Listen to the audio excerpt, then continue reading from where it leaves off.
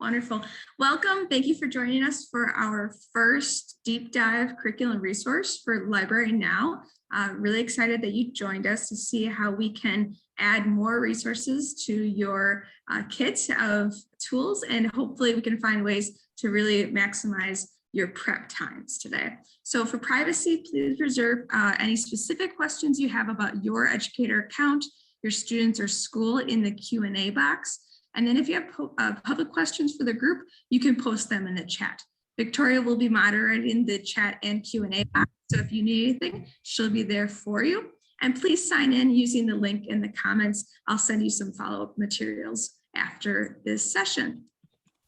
Today, we're going to talk about research and writing. Specifically, how can we embed research and writing throughout all the subjects and use the free 24/7 available LibraryNow resources, including Britannica School and Brainfuse, to help our students succeed this year. Where we're headed today, first, we're going to talk about research. So I want to make sure that you can make connections between your curriculum and different projects, students, and resources that Britannica School can support with. And then I want you to make sure that you can walk away feeling that you can save some prep time when it comes to proofreading your student work. And I'm going to show you a great tool that Brainfuse has to offer to help your students get lots of advice and feedback on their writing. And then I always want to include prep time, because prep time is so cherished for educators, and I'll provide lots of perks and free teacher resources along the way, as well as I will email you some after this session. An example of a perk that I will share to you right away is that Britannica has a ton of open and go teacher resources. So the example on the left is just one of the infographics that you can just click and print. This one teaches our students how to become digital citizens, how to become critical consumers of information, which is so important for our students as they're learning online. And a quick review, what is LibraryNow? LibraryNow is our Milwaukee Public Library digital library. So our students and educators have access to LibraryNow, and it can benefit our students academically and recreationally. And there are tons and tons of resources on here, but we're just going to deep dive into two of them today. So we're going to get started with Britannica School. So I'm going to go to LibraryNow. We want our students to get used to typing in librarynow.org. And from there, they're going to be taken to the LibraryNow site, where they can click on kids, teens, and then there's the educator feature for you. Let's go to kids. Here we have the fun and games, learning and schoolwork, books and magazines, and we are going to send our students doing research to Britannica Elementary, Britannica Middle, or Britannica High School. Britannica Elementary is a great starting place for our students. It really is kind of very catered to our students. Instead of going to Wikipedia, where the language level might not be meeting our students' reading level, Britannica School Elementary is set for elementary readers. This is always just a fun little way to start the day. If you want with your students, they can figure out, name this image or listen to this short video. It's currently November, so Native American awareness and heritage. The Native Americans of North America can be divided into 10 culture areas. And so as you can see, there's little multimedia throughout this. So this is more than just a dictionary like we might be familiar with Britannica. This is a multimedia site where our students can learn, explore, gather articles for their research, and learn how to cite appropriately through their research, which is exciting. All right, so I'm going to show you up in the home section, what does a different level of Britannica look like? So I was just in elementary, but let's go and peek at middle school. Here we have the middle school version, same material, but the reading level is going to start a little bit higher. And I'll go to high school. Again, same material. It has a different view, a different kind of maturity to what the website looks like. The information is still high quality, it's still there. And also students can get any of the reading levels from elementary or middle also accessible through this platform if you have students who are new readers or struggling readers in high school. Okay, so let's start digging into Britannica and all of its resources. I cannot wait to show you. Okay, we're going to first jump in and celebrate the World Series. And so I want to learn a little bit about baseball. I really want to emphasize that this is not specifically for ELA, that teachers throughout any subject can find information to help our students with their reading and writing in any curriculum. So let's go over to sports. And in sports, I'm going to click on a team sport. And we're going to go to baseball. Now you can see in the elementary section, the baseball article looks very similar to what the encyclopedia would look like, but now it has more features and more ways that our students can engage with the material. There are two different reading levels here. We can have the article read to the student. Thespertolf baseball has been called the national pastime of the United States. Each spring, millions of fans look forward to the. We have different multimedia here, and students can click and look at more information. Now let's go up and look at the next reading level. It jumped us to middle school, and now we can see that there's a little bit more material here. And also we have this table of contents feature now. And so what if I wanted, I want my students to learn about baseball, but I'm not going to ask them to read all of the material Britannica has on baseball. I just want them to know about playing the game, and so they can share that with their classmates. Well, we're going to open up playing the game, and you know what? You can do a wonderful high research-based skill of having your students jigsaw and assign different groups of students to report on field and equipment, report on the pitcher, report on defense, report on the umpires, report on the length of the game. So you're jigsawing this information, and you can also then ask them to maybe perhaps read a higher level section of reading because they might be reading just a small bit of it. So that is a great resource. I highly suggest that you explore the articles and see what they are available. There's, again, tons in your curriculum area. Now I'm having a student, and they are actually going to create a report on baseball. They chose baseball to report on. And so when they're making the report, they're going to want images and videos. The great thing is that with Britannica, we know that students can easily take images from Britannica and cite them. They have the permission to do so. So we are going to say, let's say they want to do Barry Bonds. Okay, so they can actually save this image of Barry Bonds, and here is the photographer. And then here's the media details and sharing options. So our students would just click on media details. It takes them to that picture. And then up in the right corner, they can actually cite it. So when they are taking images from the internet, do they know how to actually give credit to where credit is due? So they can copy the citation, they can include the photographer's name, and then they are actually appropriately citing images that they did not create on their own. They can also do that for articles. So let's go back to my baseball article. And here we can get the citation for the article itself, the full article, not just the image. And they can switch between different citation styles. Okay, let's see if there's anything else I wanted to share about that. I think that is a good demo for articles. We're going to go back to Britannica School, and let's jump into high school for a moment. Now it is Native American Heritage Month, so let's explore some biographies about Native Americans. What I love about the biography browse is it really expands our understanding of the different people around us. We're talking, while we love to learn about Martin Luther King and Rosa Parks, there's also hundreds of other people that were part of the civil rights movement, and they're so important. While we know about several kind of bigger names of famous Native Americans, let's really find some interesting people we might have never heard about. So we can narrow our biography searches through era, the National or Cultural Association, and what they're known for, as well as their gender. So let's say that I want my students to learn about 1900 to present Native Americans.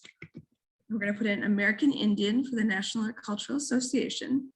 And now I want to have a cross-content curriculum. So what I'm going to do is I'm teaching poetry in my ELL class. And I wonder if there's any poets who are American Indian who I might be able to show my students. And pops up 4 different Native Americans that you can share to your students that they may never have heard about. So not only can you teach in your social studies class about Native American history and heritage, you can also bring it into your ELL lesson when you are teaching poetry. You can also search by male and female, but now what if, we have this wonderful article, but what are you going to do with it? Again, here's the perks of being here. I'm going to show you some educator resources that are click, print, open and go for you. So if you were to go up to educators, Britannica wants to make it easy for you. There's a lot of different tools and I'll show a couple others later, but let's go over to professional development and support. This takes us to Britannica's website. And here there's a whole section on resources. And what I love about this is that you don't have to Google search and try to find the perfect graphic organizer for what you need. There is an abundance of graphic organizers to help your students organize their thoughts, organize their research and their writing ideas. So I'm going to open up Jigsaw Puzzle and I'm going to open up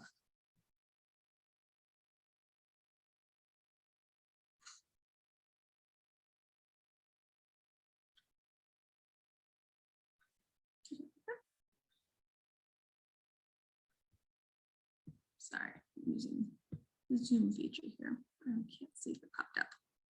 Okay, well, there's graphic organizers here. There's jigsaw puzzles. You can open and go. It's just because I have it on screen share right now that it's not showing me right away. But please use these. It will be a huge time saver for you for your curriculum. Okay, let's head back to Britannica.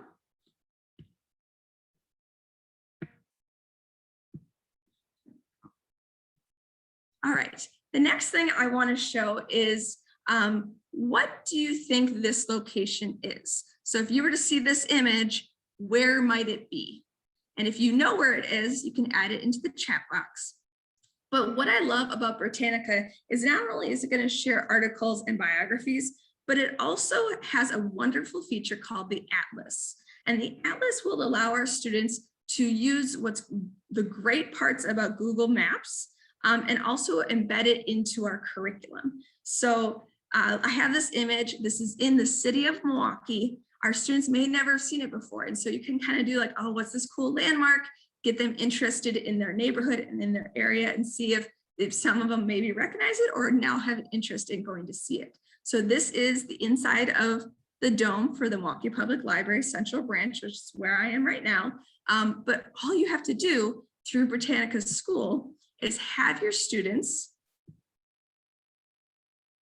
go down to the World Atlas, and they can go anywhere in the world and learn about that location. So I like to kind of give those students the, kind of different challenges with the Atlas. So challenges, what do you think this image is of? Where is it? You can zoom out and show them where it is. You could also connect it to a current events that you're learning about. CNN 10 reported last week about the recurrent volcano eruptions happening in Italy. And so maybe my students are interested in that and they want to know more. I can use the Atlas to really follow their own inquiry. What if I'm teaching about rocks? I can use the current events and tie it into geography as well. So my students know that this volcano is in Sicily. So we're going to have our students go to Sicily. And from here, I'm going to say, okay, we're all in Sicily. I'm going to leave you here. I'm not going to help you, but I want you to find Mount Etna, the volcano that keeps erupting. And then once you get to Mount Etna, I want you to find lava rock. So you're going to need to click on this little man here, this little icon, drop them where you think maybe you might be able to find lava rock. And then see if you can, and anything blue is where you can drop them. See if you can find lava rock. See if you can find a cave, see if you can find a deciduous forest, and maybe see if you can find snow. So the students are doing their own scavenger hunt.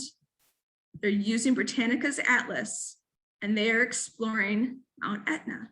Now they can go here and they can say, oh, I found lava rock and I found snow. So now they can actually examine that lava rock and be at a volcano digitally through Britannica School. Now it also will pop up where it is.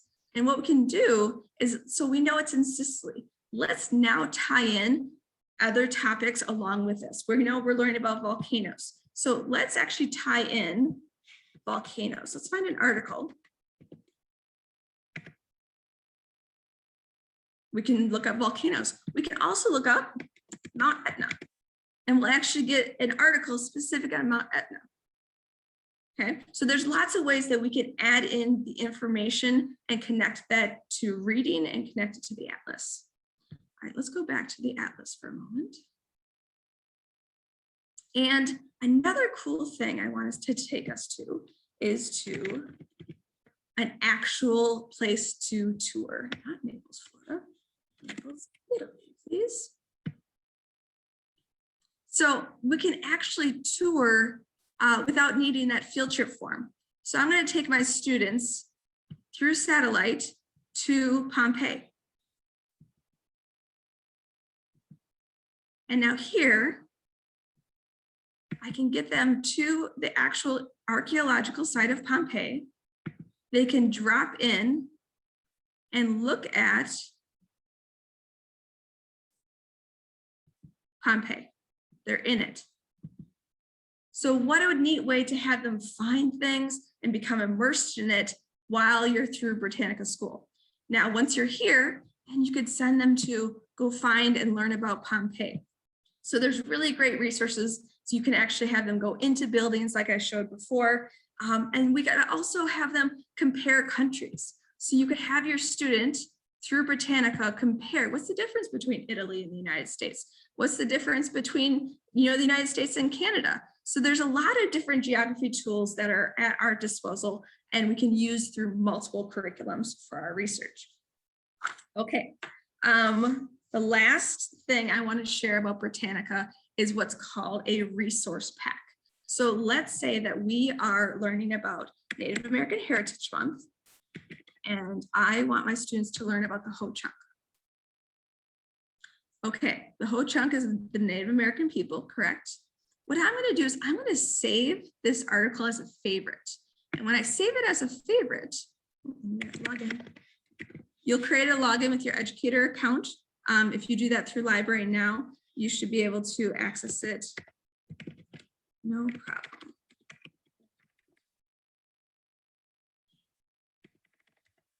There we go. Okay. So you're going to make it a favorite. And then you're going to pick a group for it. And you can actually create different groups. So what you can do is have different packs for each of your units. So you could create a new unit. Maybe you're doing a unit on matter or states of matter. Maybe you're doing a unit on different sports. You could create a different resource pack for each of those units. And then you save all these articles in whatever reading level you want them to be in a pack. So I'm going to save this one to my Native American groups. And now what you can do is you can, and if you have seen, you have Google Classroom here and you have Drive, you can send a whole bunch of articles to Google Classroom. So you're basically, instead of handing out all those copies and papers, now you can just click on those groups and you can share that whole set. So I had 22 articles I can plug right into my Google Classroom account. You can make them as an assignment, you can make them as a lesson. So that's a pretty cool, easy feature. And that's going to be your prep activity right now.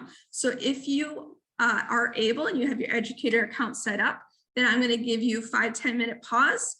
Go ahead and start building a pack. You're going to search a topic of your choice, build a new pack, and start building up your set of really strong reading resources that you can open, go, and send to your students, knowing that they are accurate, they are reliable, and they can support your students' citing.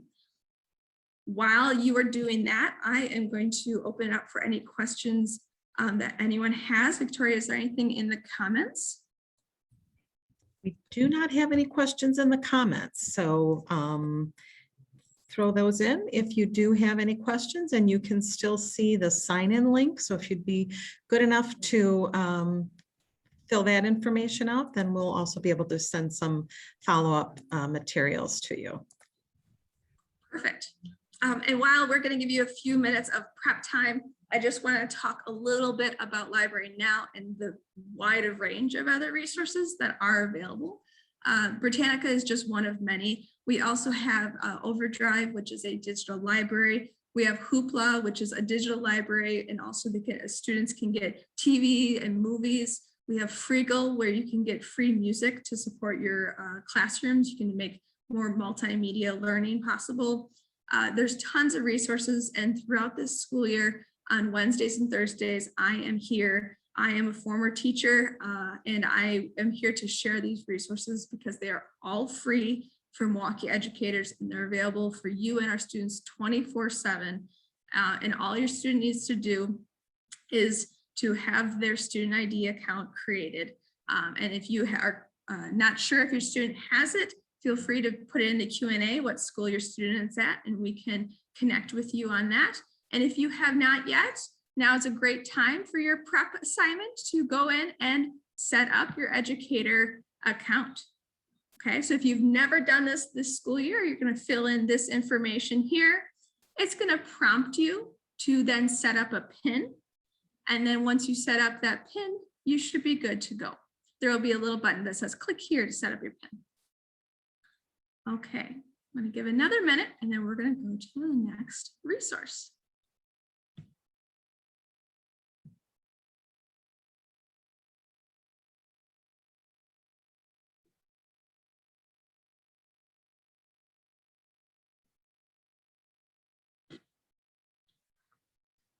All right, so you have helped your students to research a topic of interest to them. They are following your plans. They have used different resources. You possibly have introduced them to new topics they've never heard of. They've gotten pictures. They have the citations. They are developing a lovely paper, but you have 120 students.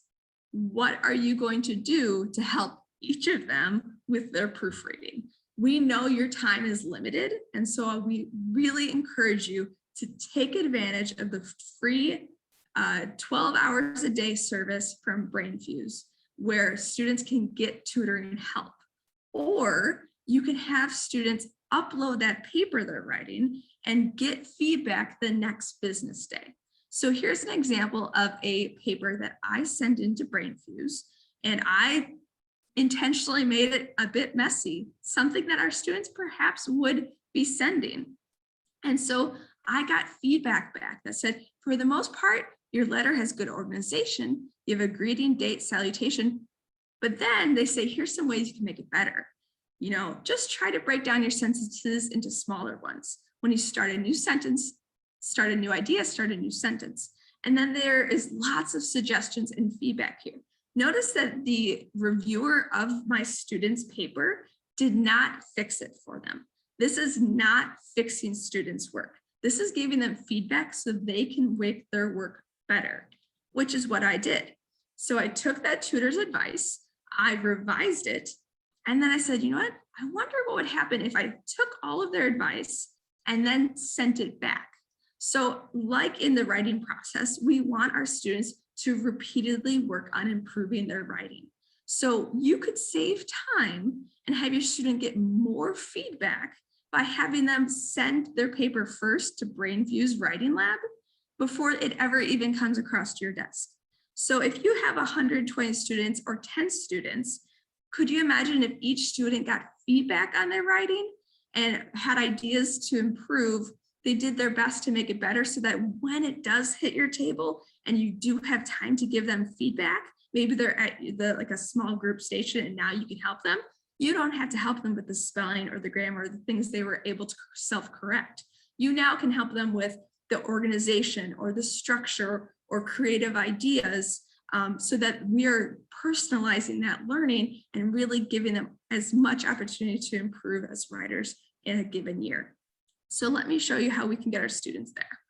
When they go to librarynow.org, our students are going to go to kids or teens, and they're going to click on Brainfuse. At Brainfuse, they will have lots of different resources available. They need to go to librarynow.org to get to Brainfuse so that they're passing our paywalls. For Writing Lab, your students will also need to have an account so they can send the paper and get the feedback back. It's just like an inbox, like an email inbox. So if they want to send something, they're going to use Writing Lab. They're going to log in. And then in Writing Lab, they will be able to attach their document. And then they can ask for specific help on the document. Maybe they need someone to look at their grammar, or maybe they need someone to help them come up with, better organizational strategies. Or maybe you need someone to really look at my thesis and conclusion. So if there's specific skills that you're working on with your students, have them type that into the comments. I'm working on writing an introduction. I'm working on claim evidence reasoning. I'm working on showing my evidence in citations correctly. Then they're going to upload that document. So they upload it here and then they submit it here. And then in 1 business day, they should have their paper back. It'll be up here in their inbox. And they can then see their response from their tutor or their peer review or their reviewer. And they can download that response. So that is really a great way for our students to be able to save time and to get lots of additional feedback on their writing when I know that I cannot read 30 students' papers quickly and give them this amount of feedback. I mean, look how much that this tutor was able to respond and write to that student. So I think it's an incredible resource. Use Britannica to have your students do research, get high quality, accurate information. And then when they're writing that paper, have them send it to Brainfuse to become even stronger writers. But again, there's so much more at LibraryNow. There's Mango language where they can learn different languages. There's country reports where they can get even more information. There's Hoopla and Overdrive that I mentioned. Please encourage your students to go to librarynow.org. It is free for our Milwaukee students. We have 70,000 students already set up and able to use this service. It's just click and go. So please encourage them to go here and get those fun activities that they could do for leisure, but also get academic help as well. Coming up in the next few months, I'll be doing another curriculum deep dive the first Wednesday of every month. Next month, I'll be talking about literature circles and Socratic seminars and some ways to get some free resources into your Google Drive. I'll be talking about engaging BIPOC youth in literature, listening for learning with Friegel, and then academic and career planning resources, specifically welcoming counselors into that conversation so they can see what's available for their students. And then I also will have drop-in sessions on Thursdays. So tomorrow, please encourage your families to join us. We will be talking specifically about Brainfuse. I'll show Writing Lab again, and I'll also show the live tutoring resources that our students can use to get help with their math homework or get help with their science and what have you. So thank you so much for joining us for our first session. It was really an absolute pleasure to be here with you, and I cannot wait to hear from you. So please complete that survey Victoria put in the comments, and please let me know if there are other ways you can suggest that we can reach 70,000 students and get them connected to the digital library. Thank you so much. Thank you, Holly. Thank you, everyone, for attending today. Just going to let you know that this recording will be available on the MPL YouTube channel. So if you want to come back to that at another time, it will be available for you to review. And tomorrow's drop-in sessions is held over Zoom, not webinar, but just regular Zoom. So there is more of a chance for direct Q&A. So we hope that you will be able to join us for an upcoming session. And if that's it, and there are no other questions,